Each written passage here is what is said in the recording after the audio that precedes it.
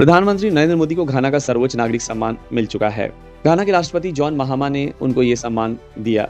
विदेश मंत्री एस जयशंकर ने इसे ग्लोबल साउथ की आवाज को मजबूती देने में पीएम मोदी के स्थिर और समर्पित प्रयासों की मान्यता बताया। यह सम्मान दोनों देशों के बीच मजबूत मित्रता और सहयोग का प्रतीक है। पीएम मोदी ने इस सम्मान को 1.4 अरब भारतीयों और दोनों देशों के युवाओं की आकांक्षाओं को समर्पित किया। यह 30 वर्षों में किसी भारतीय प्रधानमंत्री की पहली घाना यात्रा है। प्रधानमंत्री मोदी ने कहा, यह मेरे लिए अत्यंत गर्व और सम्मान की बात है। मैं यह सम्मान घाना के राष्ट्रपति, सरकार और जनता को धन्यवाद देते हुए विनम्रता से स्वीकार करता हूँ। यह सम्मान न केवल भारत और घाना के रिश्तों को एक नई ऊंचाई देता है, बल्कि भारत की वैश्विक दक्षिण में भूमिका को भी सशक्त बनाता है।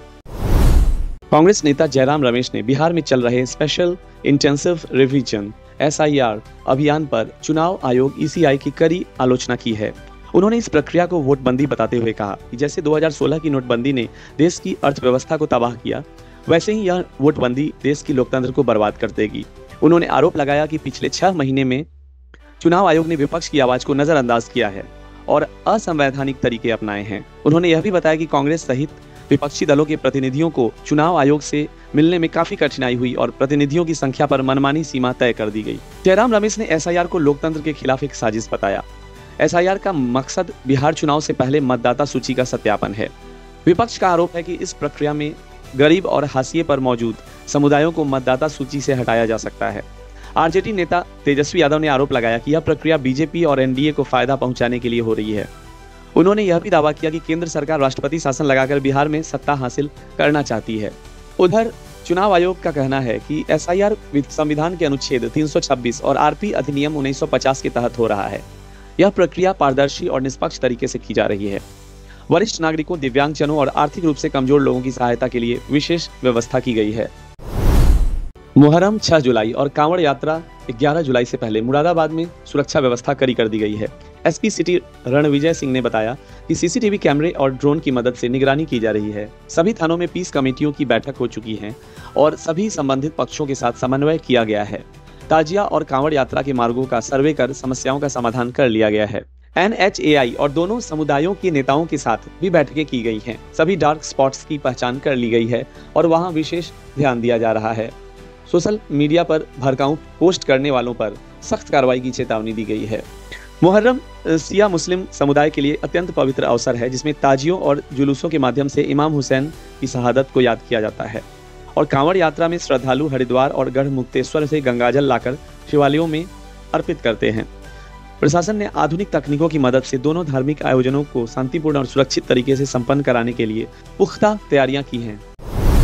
गुरुवार सुबह तेलंगाना के तिरुपति टायर वर्क्स में सुबह 4:30 पर आग लग गई। मौके पर 3 फायर टेंडर भेजे गए और आग पर काबू पा लिया गया। कोई जानहानि नहीं हुई।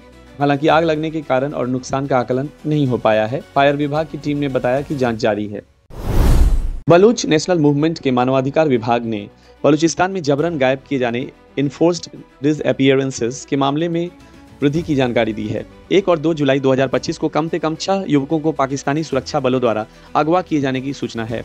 अगवा किए गए लोगों के नाम तलाल बलोच, सफियान, जासिम, मलिक, फैसल, राजिक हैं। बलोच नेशनल मूवमेंट के मानवाधिकार विभाग पांक ने इस घटनाक्रम की कड़ी निंदा की है और इसे अंतर्राष्ट्रीय मानवाधिकार कानूनों का उल्लंघन बताया है।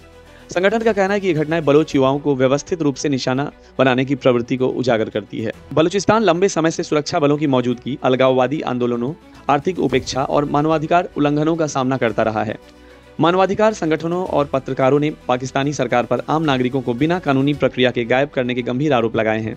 सरकार इन आरोपों को खारिज करती रही है, लेकिन स्थानीय समाज और कार्यकर्ता लगातार आवाज उठा रहे हैं। भगवान शिव का प्रिय सावन महीना 11 जुलाई से शुरू हो रहा है। हिंदू धर्म में सावन के महीने का विशेष महत्व है। यह महीना महादेव की भक्ति के लिए सबसे खास माना गया है। इस साल सावन का महीना 11 जुलाई से शुरू हो रहा है, जिसका समापन 9 अगस्त रक्षाबंधन के दिन होगा। यह पावन महीना शिव भक्तों के लिए बेहद महत्वपूर्ण होता है। मान्यता है कि श्रावण मास में देवों के देव महादेव का विधि पूर्वक पूजन करने से जातक के सारे कष्ट दूर हो जाते हैं और वह सुख समृद्धि को प्राप्त करता है। लेकिन इस महीने में केवल पूजा पाठ ही काफी नहीं होती है, बल्कि कुछ ऐसे नियम भी होते हैं जिनका पालन करना बहुत जरूरी होता है। धार्मिक ग्रंथों के अनुसार ऐसे कुछ कार्य होते हैं जिसे श्रावण मास में नहीं करना चाहिए। माना जाता है कि इन कार्यों को इस अवधि में करने से महादेव रुष्ट हो सकते हैं और जातक को जीवन में परेशानियों का सामना करना पड़ सकता है। शास्त्रों के मुताबिक सावन के पावन महीने में बाल और दाढ़ी कटवाने से बचना चाहिए। ऐसा करने से जीवन में नकारात्मकता आती है और जरूरी कार्यों में रुकावटें आ सकती हैं। मान्यता है कि सावन के महीने में शरीर पर सिर पर तेल नहीं लगाना चाहिए। इससे सकारात्मक ऊर्जा कम होने लगती है और व्यक्ति परेशानियों से घिर जाता है। सावन के महीने में तामसिक भोजन जैसे मांस, मदिरा, प्याज, लहसुन से परहेज करना चाहिए। इस महीने में सिर्फ सात्विक भोजन ग्रहण करना चाहिए। श्रावण मास में शिवलिंग पर केतकी का फूल, कुमकुम, हल्दी, सिंदूर नहीं चढ़ाना चाहिए। इन चीजों को चढ़ाने से जातक को दरिद्रता का सामना करना पड़ता है। अमेरिकी विदेश विभाग की उप प्रवक्ता मिनियन ह्यूस्टन ने कहा कि अमेरिका में छात्र वीजा आवेदन अब खुले हैं और छात्रों को आवेदन करने के लिए प्रोत्साहित किया गया है।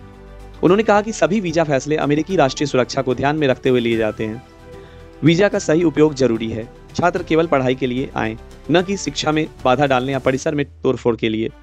ह्यूस्टन ने भारत को इंडो पैसिफिक क्षेत्र में एक अहम साझेदार बताया और कहा कि अमेरिका न्यायसंगत और पारस्परिक व्यापार समझौते की दिशा में काम कर रहा है। ट्रंप प्रशासन ने अमेरिका फर्स्ट एजेंडे का हवाला देते हुए उन्होंने टैरिफ नीति का बचाव किया। भारत और अमेरिका के बीच द्विपक्षीय व्यापार समझौते BTA पर बातचीत जारी है। 9 जुलाई की समय सीमा से पहले समझौता पूरा करने के प्रयास तेज हैं। अगर कोई समझौता नहीं हुआ तो 26% टैरिफ फिर से लागू हो सकता है, जिसे 90 दिनों तक निलंबित किया गया था। पूर्व राष्ट्रपति डोनाल्ड ट्रंप ने कहा, हमें भारत के साथ एक अलग किस्म का व्यापार समझौता मिलने वाला है, जिसमें कम टैरिफ और अधिक प्रतिस्पर्धा की संभावना है। भारत ने कृषि मुद्दों पर सख्त रुख अपनाया है और मुख्य वार्ताकार राजेश अग्रवाल की टीम ने वाशिंगटन में बातचीत को आगे बढ़ाने के लिए अपनी उपस्थिति बढ़ाई है। छात्रों के लिए अमेरिका में शिक्षा के अवसर फिर खुले हैं। वहीं भारत अमेरिका व्यापार संबंधों में बड़ा मोड़ जल्द आने की संभावना है। अफ्रीका के माली के कायस क्षेत्र में स्थित डायमंड सीमेंट फैक्ट्री पर आतंकियों ने हमला किया, जिसमें 3 भारतीय नागरिकों का अपहरण कर लिया गया। इस हमले के पीछे अल कायदा से जुड़ा आतंकी संगठन जमात नुसरत अल इस्लाम बल मुस्लिमीन बताया जा रहा है। यह हमला माली के कई सैन्य और सरकारी ठिकानों पर एक साथ हुए हमलों का हिस्सा था। भारत की विदेश मंत्रालय MEA ने इस घटना की कड़ी निंदा करते हुए इसे निंदनीय बताया है और माली सरकार से भारतीयों की सुरक्षित और शीघ्र रिहाई की मांग की है। माली में भारत का दूतावास लगातार स्थानीय प्रशासन, सुरक्षा एजेंसियों और पीड़ितों के परिवारों के संपर्क में है। MEA के वरिष्ठ अधिकारी स्थिति पर करीबी नजर रखे हुए हैं और हर संभव प्रयास कर रहे हैं। भारत सरकार ने माली में जारी असुरक्षा पर गहरी चिंता जताई है और वहां रह रहे भारतीय नागरिकों की सुरक्षा सुनिश्चित करने के लिए माली प्रशासन पर दबाव बनाया है। बॉलीवुड अभिनेत्री दीपिका पादुकोण को हॉलीवुड की प्रतिष्ठित वॉक ऑफ फेम स्टार से सम्मानित किया जाएगा। वह यह सम्मान पाने वाली पहली भारतीय बनेंगी। दीपिका का नाम 2026 की वॉक ऑफ फेम कक्षा में शामिल किया गया है, जिसकी घोषणा ओवेशन हॉलीवुड में प्रेस कॉन्फ्रेंस के दौरान की गई। इस सूची में Miley Cyrus, Timothee Chalamet, Emily Blunt, Gordon Ramsay और अन्य अंतर्राष्ट्रीय सितारों के नाम भी शामिल हैं। दीपिका ने 2017 में Hollywood film XXX return of Xander Cage से डेब्यू किया था। उन्हें टाइम की 100 सबसे प्रभावशाली हस्तियों और वैरायटी के इंटरनेशनल वुमेन्स इम्पैक्ट रिपोर्ट में भी जगह मिल चुकी है।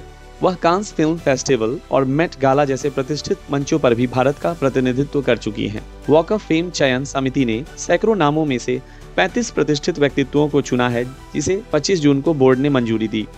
यह भारत के लिए गर्व का क्षण है, क्योंकि दीपिका पादुकोण ने वैश्विक मंच पर अपनी कला और प्रभाव के दम पर नया इतिहास रच दिया है। भारत और इंग्लैंड के दूसरे टेस्ट मैच में यशस्वी जायसवाल पहले दिन 87 रन पर आउट होकर शतक से चूक गए, जिससे उन्हें निराशा हुई। उन्होंने कहा, निराशा तो है, लेकिन यह खेल का हिस्सा है। मुझे सीखते रहना है और इस खेल का आनंद लेना है। जायसवाल और शुभमन गिल ने 66 रन की साझेदारी की। गिल ने शानदार 114 रन की नाबाद पारी खेली। गिल की कप्तानी और बल्लेबाजी को जायसवाल ने अद्भुत बताया और कहा कि टीम को उन पर पूरा भरोसा है। गिल ने जो रूट की गेंद पर चौका लगाकर शतक पूरा किया और रविंद्र जडेजा के साथ 99 रन की नाबाद साझेदारी की। पहले दिन का खेल खत्म होने तक भारत ने 5 विकेट पर 310 रन बना लिए थे। जायसवाल भले ही अपने शतक से चूक गए हों, लेकिन गिल की शतकीय पारी और भारत की मजबूत स्थिति ने टीम को पहले दिन अच्छी शुरुआत दिलाई।